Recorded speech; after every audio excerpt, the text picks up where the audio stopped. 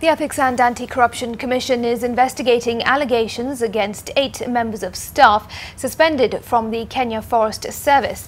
Well, this is because the term of the board that sent the officials on suspension ended 2 weeks later. The National Assembly's Environment Committee, which is investigating how the suspensions were handled, also learned that the chairman of the board acted arbitrarily in sending the officials on compulsory leave. Andrew Ching has more. The former Board of Management of the Kenya Forest Service, whose term expired on the 31st of March this year, appeared before the Committee on Environment to explain why it had sent on compulsory leave 8 senior managers at the service, including the Chief Conservator of Forests, Emilio Mugo.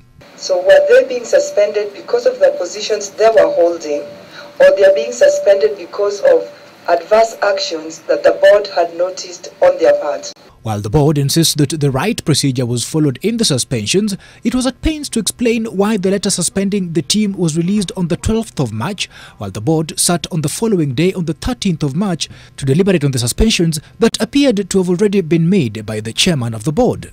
This committee wants to know whether your meeting on 13th was actually to sanitize the suspensions so that they can be in tandem with the Code of Mwongozo. And I would not want to say again to sanitize or to regularize, but we made as a board. I would not want also to use the word to cure what he did. I believe some of these things can happen, but we made officially on the 13th and pronounced ourselves now on the same as a board.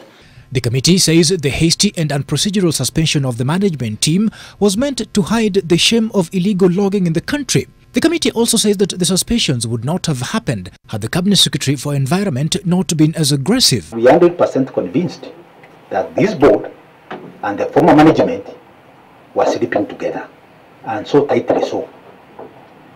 They were sleeping in the same bed, sharing the same blanket.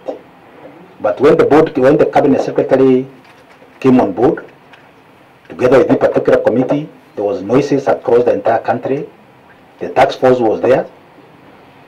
Your decision was reactionary. Our decision then was to allow us to investigate that office. Not that we really had specific charges. In fact, none of these officers, apart from the allegations of this, there's no one who has a show cause letters on specific charges because we were yet to come up with that. And in yet another odd twist, the board claims there was no illegal logging going on in the country in the period preceding the suspension of the 8 senior managers. We cannot say there was illegal logging. I can even say maybe it was because of the prolonged drought. It was more of a delayed rains. Otherwise, everything as to harvesting of the trees is as per the felling plan set out and approved by the board. The board was taken to task to explain why it sent the managers on leave, yet it knew the terms of the members would expire by the end of the month before any substantial investigations had been done.